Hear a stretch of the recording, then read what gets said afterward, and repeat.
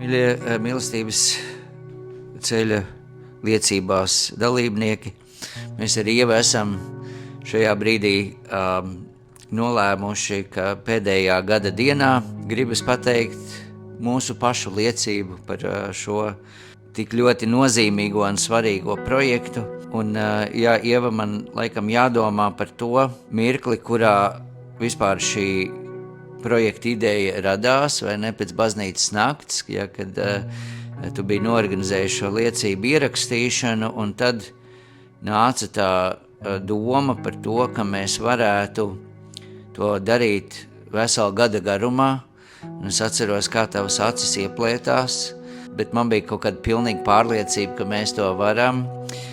Un tagad ir gads pagājis, un es gribētu tev jautāt, pastāsti, kā tad Dievs ir darbojies cauri šim projektam, un ko tu esi pieredzējis šī projekta laikā?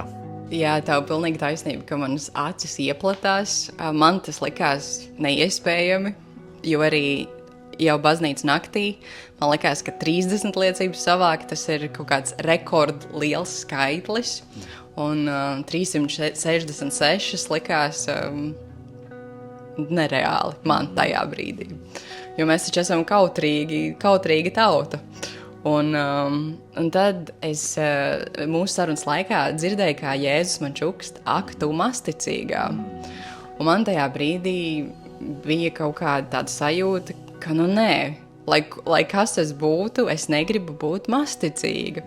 Un tajā brīdī es pieņēmu tādu izaicinājumu, ka šī ideja nāk no Svētā gara, un es izvēlējos atsaukties. Un, protams, tas sākums mums bija tāds uzrāviens, ka tiešām es sajūtu, ka cilvēki no draudzes bija liela atsaucība, un man nāca klāt cilvēki un prasīja, Ieva, vai tas ir tikai mums, mūsu draudzē, vai arī draugi var no citām draudzēm iesūtīt.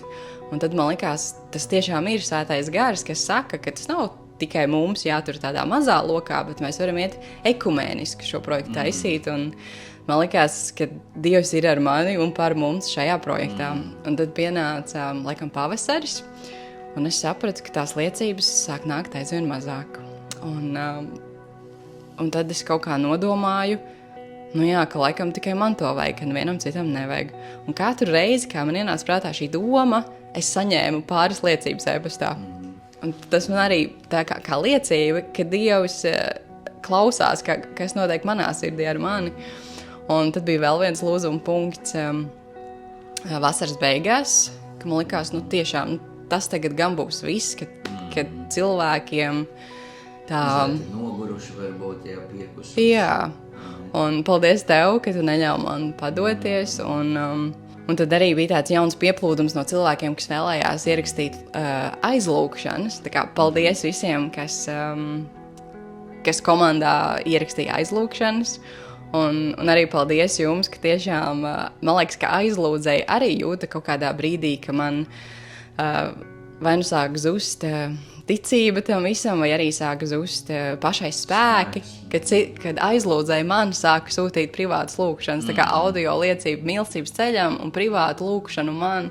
Un tas man tik ārkārtīgi arī aizkustināja un samīļoja, ka tiešām, ka Dievs visu laiku ir ar mani klātesošs, un ik pa laikam, ja es nedzirdu Dievu pa taisno, tad viņš caur cilvēkiem ar mani runā. Un tā kā viss šis projekts arī ir kā mana liecība tam, ka ja Dievs kaut ko aicina, tad viņš par to gādā un ka Dievs ir uzticams. Bet ko tu piedzīvoji? Jā, man liekas, ka fenomenāli ir tas, ka šajās liecībās varēja dzirdēt, viņas bija tik atšķirīgas, tik dažādas, jā, mums bija arī no bērniem liecības, un kā tu saki, arī no laukiem, no lauku cilvēkiem, un ka faktiski tāda dievklātbūtne ietvēra visas cilvēka dzīves aspektus. Laikam tas mani visvairāk tā uzrunājuma pārsteidz, un, protams, bija liecības, kurās vienkārši sirds nodarbēja un gribējās raudāt no tā, ko cilvēki ir izdzīvojuši cauri, un kā Dievs ir šo cilvēku dzīves pārvērtis. Un es atceros, tad, kad to projektu mēs iesākām, tad tas mērķis arī bija tāds, ka mēs redzam, ka Dievs nav tikai evaņģēlijā vai stāstos vai baznīcas tēva vai baznīcas māšu stāstos, bet ka reāli, ka mēs katrs ar savu dzīvi esam tāda evaņģēlija lapa, un man likās, ka tad, kad mēs iziessim cauri, un es ļoti ceru, ka viens no mērķiem, ko es gribēju sasniegt caur šo projektu, ka mēs veidojam mūsu baznīcā un visās baznīcās, visās draudzēs ir šī liecināšanas kultūra. Ja to, ko tu teici, ka mēs tik ļoti maz tādā ikdienā vai kaut kādā pat tādā liturģiskajā dievkalpojumā, mums tomēr ļoti maz liecības, bet ka tai liecībai ir milzīgs spēks un milzīga nozīme, ja dzirdēja tieši kā Dievs šodien darbojās cilvēku dzīvē, un tāpēc es arī gribu pateikt, mīļie, katram no jums lielu paldies, kas iesūtījāt, bet arī tev, Ieva, kas to vadīja, jo tas arī nav tik vienkārši, jāliekās, ka tas ir vienkārši, bet tas nav, un tam vajag ticību, un es tik ļoti priecājos, tu nebija dalījusies, ja kā aizlūdzēji, pat tev arī ir aizlūguši šajā laikā, tā kā arī paldies tiešām visiem, kas piedalījās komandā, kas bildes, es saprotu, ja tur lika, kas aizlūdza, ierakstīja lūkšanas, un man liekas tā labā ziņa ir tāda, ka tas projekts varbūt beidzās šodien kā projekts, bet Dievs nepārtrauc darboties, un viņš turpina darboties. Es ticu, ka mēs atradīsim veidu, kā cilvēku tās liecības arī uz priekšu, tās, kas šajā gadā ir iesūtīts, kā viņi varēs viņas arī turpināt dzirdēt un klausīties. Bet, protams, ir arī kaut kāda doma, ka mums ir tāda mazliet jautājuma zīme, kā to turpināt, bet vismaz viena doma ir tāda, ka, mīļie, kas mīlestības ceļa liecībās klausītāji un dalībnieki, ka, ja kaut kas notiek jūsu dzīvē, par ko jūs gribat padalīties, ka mēs e-pastu neaizvaram, jūs droši atsūtiet savu liecību. Mēs šodien nevaram pateikt, cik bieži un regulāri mēs šīs liecības liksim vai apkoposim, bet tomēr man ir kaut kā sirdī, ka ar kādām liecībām, ja mēs tomēr gribētu turpināt uz priekšu arī dalīties. Ja, mēs vēl par to lūksim un lūdziet arī jūs, varbūt jums ir kaut kādas idejas un varbūt, ja šobrīd visi, kas ir vadījuši projektu, ir pelnījuši tādu atpūtas laiku, ja, bet ja kādam atkal ir sirdī kaut ko šeit turpināt un darīt šajā projektā, tad arī jūs varat dot mums ziņu un mēs varam tālāk tad kopīgi domāt, kā šo projektu tālāk darīt. Ja varbūt tev ir kādi īpaši pateicības vārdi cilvēkiem, kas ar tevi darbojās kopā? Jā, es gribu pateikt paldies Leidai, ka viņa tiešām bija ļoti liels atbalsts man arī šajā visā, ne tikai praktisks, bet arī emocionāls atbalsts. Paldies Svētdienas rītam žurnālam, ar ko mums izveidojās lieliska sadarbība, un mēs varējām šīs audio liecības arī rakstiski cilvēki, viņas rakstiskā veidā nonāca pie cilvēkiem. Paldies arī Ogranet, kas publicē mūsu liecības, un paldies katram no jums, kas klausījās un arī dalījās ar šīm liecībām. Un man arī tiešām pašā sākumā, kad es nācu pie ticības, bija tā doma, ka 1. gadsimtā, vai arī, pirms 1. gadsimta, tad, kad vēl nebija īsti bībele apkopota un sarakstīta, ka cilvēki jau gāja no mājas uz māju un vienkārši stāstīja, ko Jēzus viņiem ir darījis, un ka tas ir tas evaņģēlijs, un ka mēs arī esam evaņģēlijs, ja mēs sakam, dzīvais evaņģēlijs tagad, mūsdienās,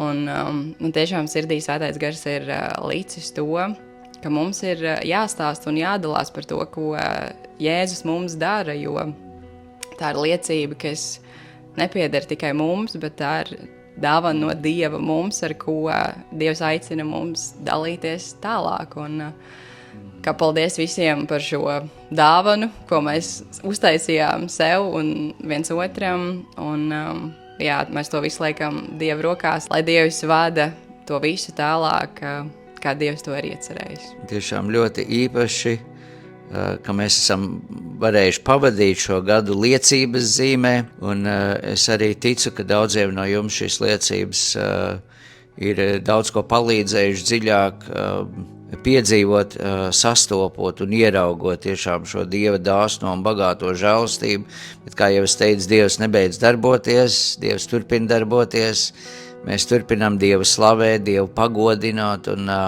mums ir iespēja, tā kā jau Ieva nu pats sacīja, ka varbūt nav mums mīlestības ceļš liecībās kā projekts neturpinās, bet mums ir draugi, mums ir mājinieki, mums ir kolēģi, un vienkārši paturam prātā, ka šajā brīdī mūsu liecība, tas ir veids, kā Dievs caur mums runā arī uz cilvēkiem, kas vēl viņa mīlestību un viņa klātbūtni un viņa spēku nav piedzīvojuši. Tā kā turpināsim liecināt, satiksimies vēl, es ticu, visdažādākajās vietās un arī liecībās un projektos, bet šajā gadā ar pateicību Dievam un ar lūkšanu, tad mēs šo projektu noslēdzam. Varbūt, Ieva, tu gribi pateikt maz lūkšanu, un tad es pateikšu svētīšanas vārdus. Jā, paldies Tev, trīsvienīgais Dievs, Tēvs, Dēls un Svētais Gars. Paldies, ka Tu esi mūs atradis, paldies, ka mēs esam Tavējie, paldies, ka Tu esi dzīvs Dievs, kas darbojās mūsu dzīvēs, mūsu sirdīs.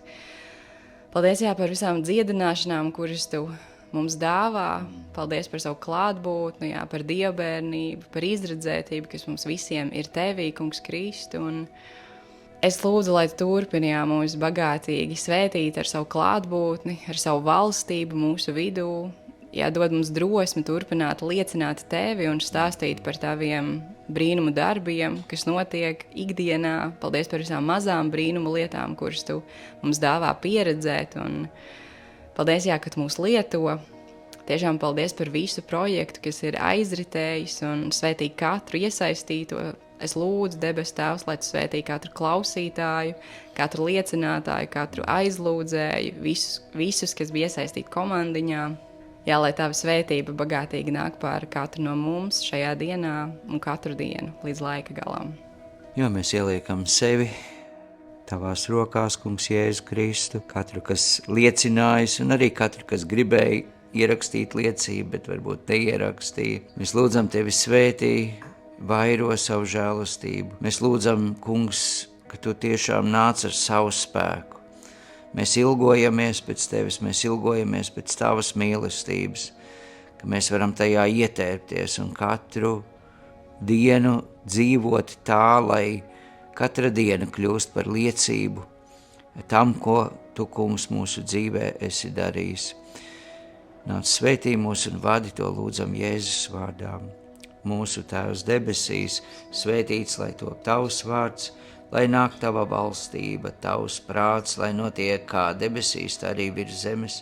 Mūsu dienišķo maizi dod mums šodien un piedod mums mūsu parādus, kā arī mēs piedodam saviem parādniekiem. Un neieved mūsu kārdināšanā, bet atpestī mūs no ļaunā, jo Tev pieder valstība, spēks un gods mūžīgi mūžos. Āmen. Tas, Kungs, lai jūs svētī un lai jūs pasargā, tas, Kungs, lai apgaismo savu vaigu pār jums un ir jums žēlīgs, tas, Kungs, lai paceļ savu vaigu uz jums un dod jums savu mieru, Dieva Tēva, Dieva Dēla, Dieva Svētā gara vārdā. Āmen. Mīļie, lai mums visiem svētlaimīgs nākošais gads.